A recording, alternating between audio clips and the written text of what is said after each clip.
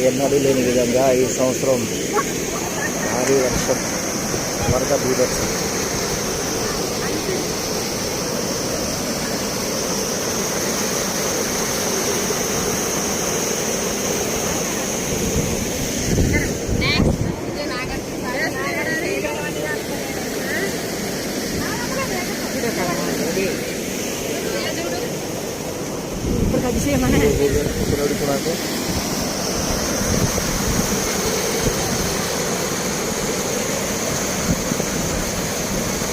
ఈ సంవత్సరం అతి భారీ వర్షం పైన కురవటంతో మా చెరువు మాదరం చెరువు అలుగు ఫుల్లుగా పోస్తుంది.